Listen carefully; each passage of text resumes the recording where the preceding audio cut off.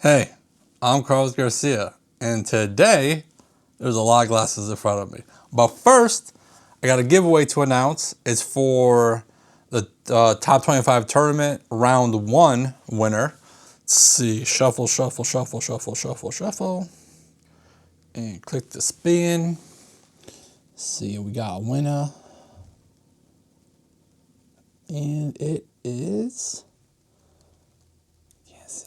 Okay, see? Thunder Elite McFan. Email me. It's in the description. Congratulations. So today we're going to go over my top 8 favorite American single malts. I'm not really going to say from 2024 because some of these releases were 2023. I bought a lot of my American single malts early on in 2024. So some of those were like over from the year before. But that's kind of like when I started getting a little bit more into the American single malts. In May, I did my Whiskey Cigar Club, was on American single malts. So that kind of helped me narrow it down, some of these. And then throughout the year, I got a couple more. Like the big one, the one I would think going into this would win is the Westward Milestone 2. I'm pretty sure that's the most expensive one in here, but that was just a really, really good bottle. But we'll see. A lot of these things are finished in different stuff. So A on the nose. Okay, so A on the nose is tequila, red candy, and dark fruit. So an interesting nose. It's also very like orchardry, like you're at an orchard. A lot of like apples and pears. So pretty good nose on A. So then on B, peanut butter, but dark peanut butter. I don't think that's a thing, but man, that is like a dark peanut butter. I don't know how else to explain this. Salt water. Kind of reminds me of like well, they're all malt, so like like an Isla Scotch a little bit, like that, like kind of like it's on the verge of like a little peatiness. Interesting. That's interesting though. C on the nose. Okay, this one's deep in your face. It's very like a bourbony nose. Caramel, there's definitely a malt there. Honey. It's like the sweeter of the noses. I know you can't. Yeah, I get it. Definitely malty. Okay, D on the nose. What is this? Peanut butter sandwich on toast, on white toast. Peanut butter on white toast. I want to eat this glass. It's that, but then there's like a funky part to it. That's maybe the malt part. A little maple syrup. A little bit of like cigarette ash, but I'm not a cigarette smoker, but it's not too strong that's off-putting, but I do get a little bit of that.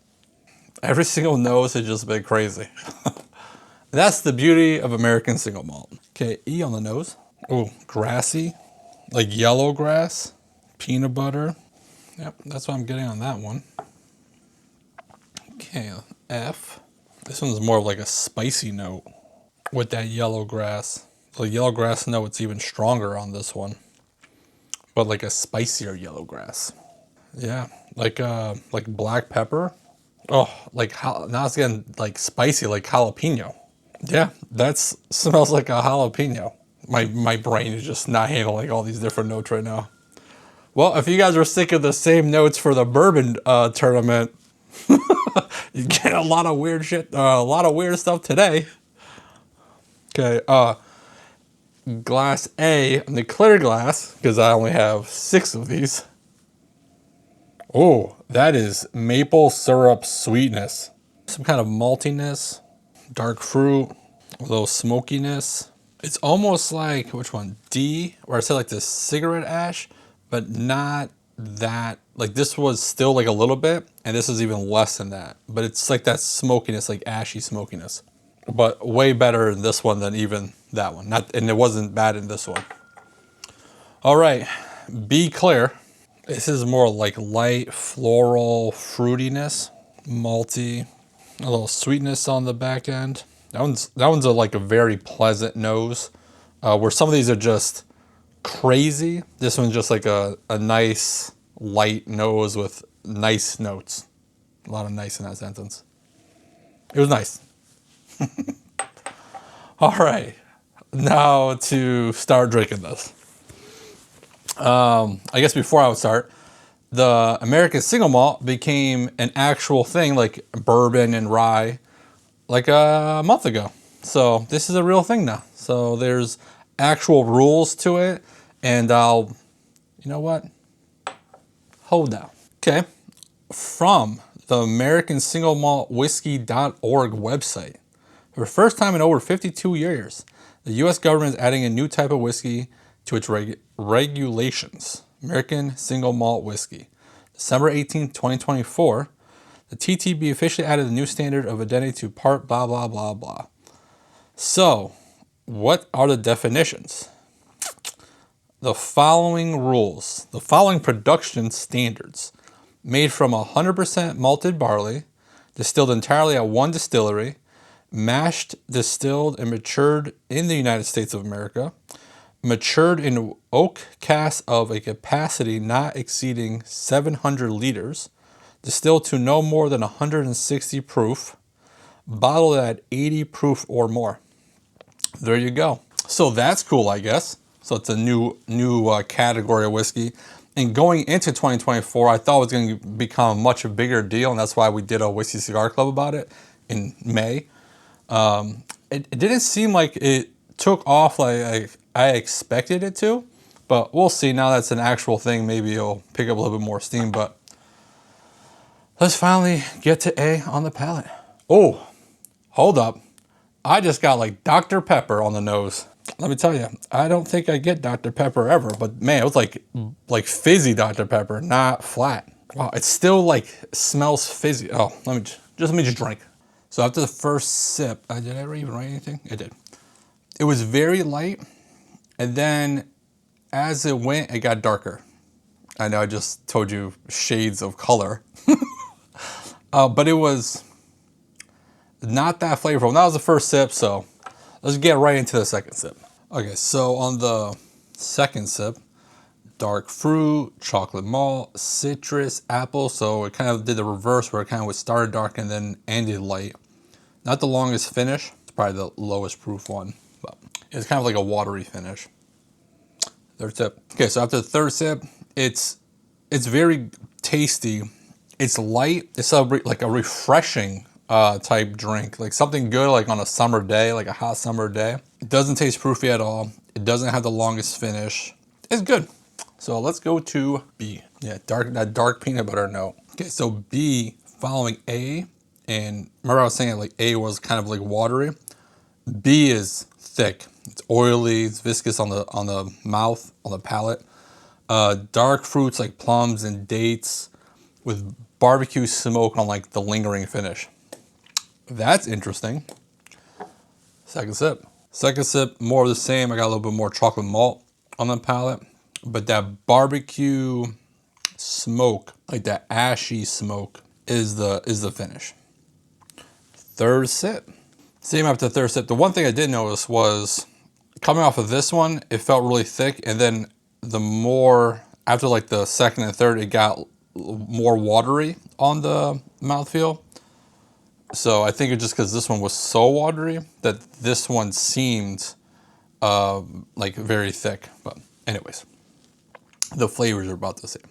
So let's go to C. Wow. Okay, C on the first sip, a lot of notes. Cinnamon, grainy, blueberries, black tea, flat cola. And the berries came back like a mix of blue and like red berries, like the small berries. And raisins. Wow, that was very flavorful and complex. And good, it was good. So after the second sip, and these were kind of like the bigger notes in the first sip, and I don't know why I didn't write them down, but honeycombs, yep, the cereal, and there is like this dankness throughout it. I don't know if that's like just the malt, whatever, but it is there. It's not bad, but I could see that being a little bit off-putting for people. Third sip. Okay, so this is very good. So what I'm about to say you know, it doesn't make it bad. So that dankness, I pinpointed it to specifically wet clothes, like clothes that's been in the washing machine for a lot longer than it should have been in the washing machine for, like just sitting there. But it has so many other good notes there, and that's just it is there like kind of like the whole way. And I wouldn't say I would not say it helps it at all, but it's just like something else that goes with it. I don't know. It's not bad. It is good. It's very good. D. So D on the first sip is similar to the nose, where it's peanut butter on toast, the malt, finishes with smokiness, and at the very end, some ripe banana. And some malt chocolate, like a Whopper. The candy, not the Burger King sandwich. And after the second sip, I got berries like the red and blueberries, like the smaller berries, and a little bit of that cigarette ash that I got on the nose. The one note I got on the nose that I haven't got on the palate was the maple syrup. Yeah, the third sip, more of that berry on the finish, a lot more of that banana note. It does linger a good amount. All right, E on the first sip. Interesting. E drank, so far none of these drank proofy at all. E drank a little proofy to the point it was overshadowing any kind of flavors I could get. I did get peanut shells, and then on the finish some green Jolly Rancher. But this is one I definitely need to go for a second sip. Okay, the proof, it wasn't too proofy this time. Not that it was proofy last time, but drank the proof. Anyways, I think I was dark fruits, a little banana note on the end again. It wasn't the most complex. This is, we're on E, yes. It is probably the least complex so far. But let's give it a third sip. Yeah, E's just, it's light. It's not that complex. So that's definitely the knock on it. It's good. There's nothing wrong with it. Nothing off-putting about it. It's light. It's an easy sipper. But some of these are just so complex, it's crazy. So let's go to F. Wait, was this the jalapeno one? Yeah. Let's see if we get jalapeno. Oh my God. This one is nuts. So it's spicy like a jalapeno. That's crazy to me. So instantly what I got was a chocolate ice cream with a freezer burn. I know, extremely specific. But if you know what I'm trying to explain there, like when you take a ice cream right out of the freezer, it's got the white crystals on it, and you put that shit in your mouth, that thing in your mouth, that's what it's immediately went there, and then it went to that jalapeno spiciness, and then that freezer burn chocolate ice cream came back. That is a ride right there. Whatever F is, that is something I'm crazy. I don't know what to say about this one. This one's almost like something you give to someone as like a prank. So I got that same. So this time it started off with yellow grass, then went to that freezer burn chocolate ice cream, then the jalapeno, then almost like a little soapiness. That is wild. That is so wild. Third sip. After the third sip, it's the same. That is just a crazy, crazy pour.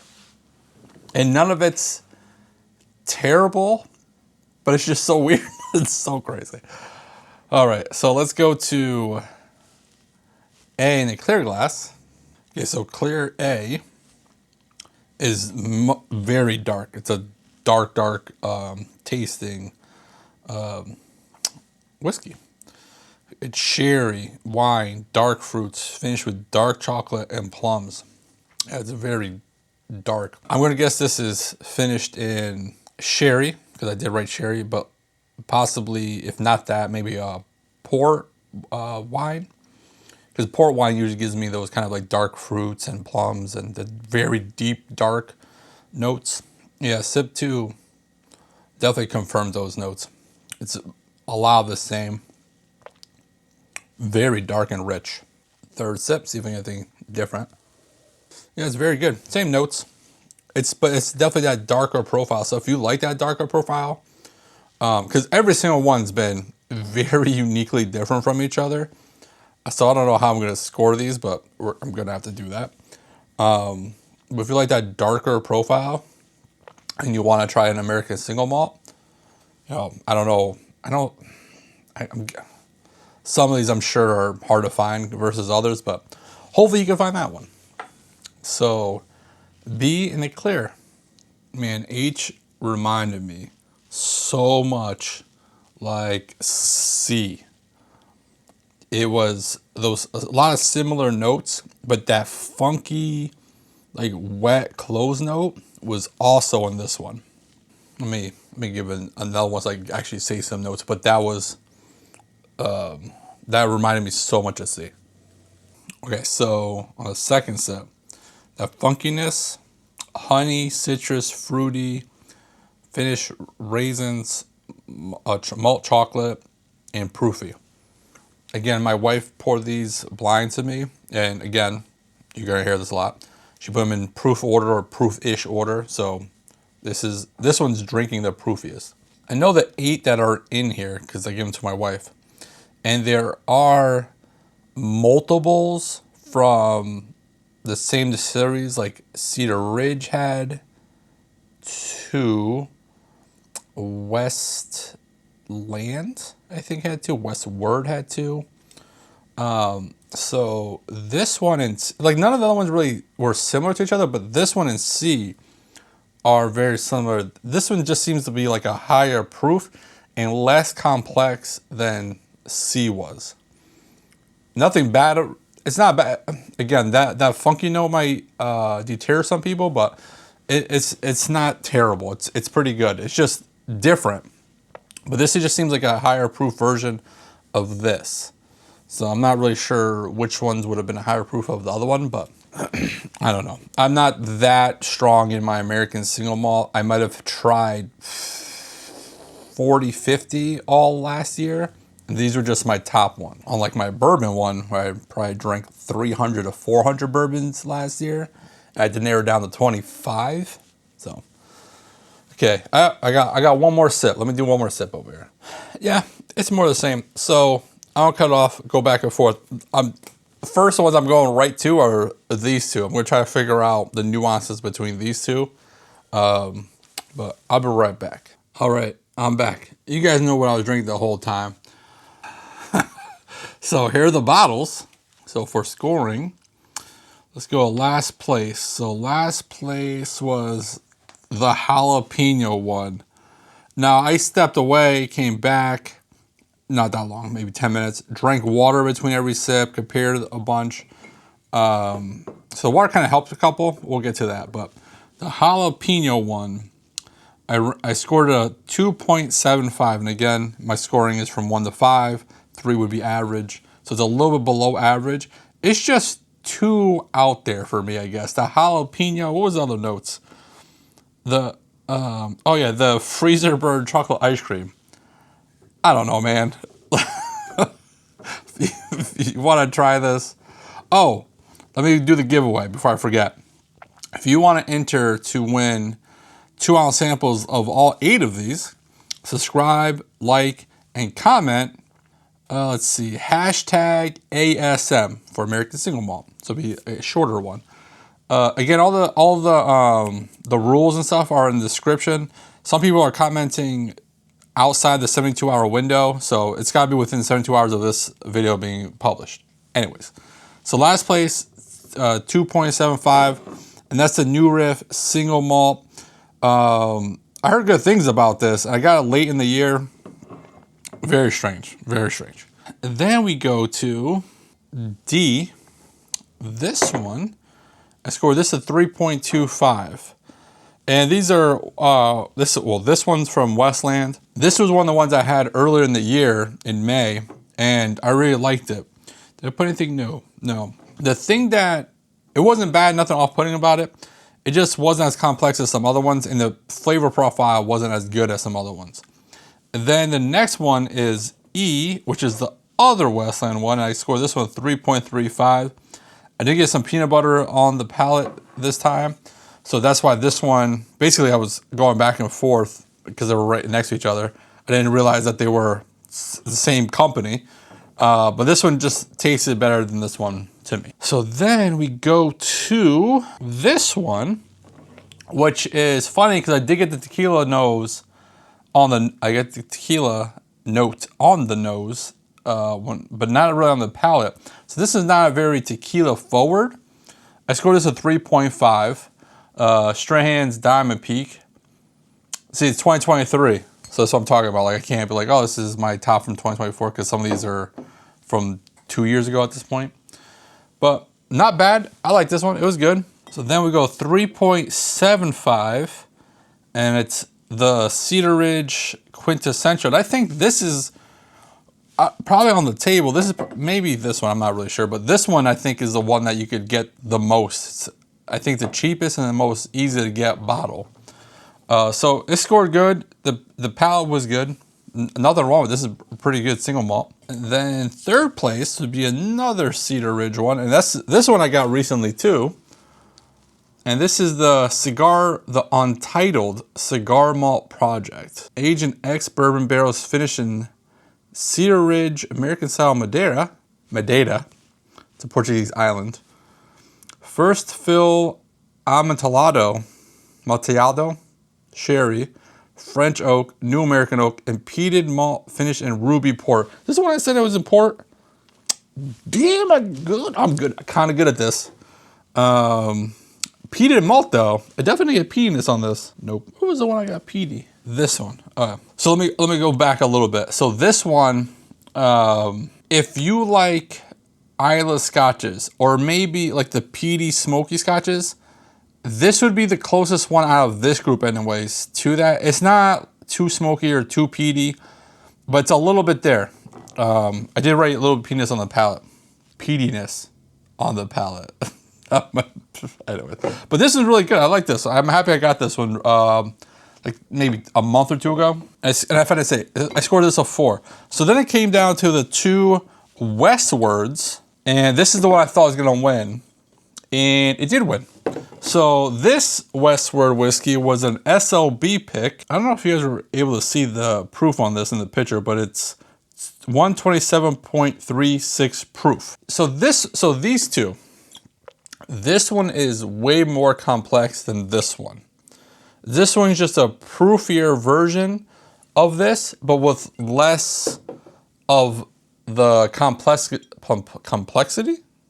Sure. Of this one, but I did get maple syrup when I was going back and forth, because this is two that I went back and forth first. But that water, so this is something now I'm remembering. I drank water before both of these, and the water kind of on my tongue kind of put away that dankness note and kind of shined like the other notes, and that's why these two really, because that dankness note was the only thing that's kind of like off-putting a little bit.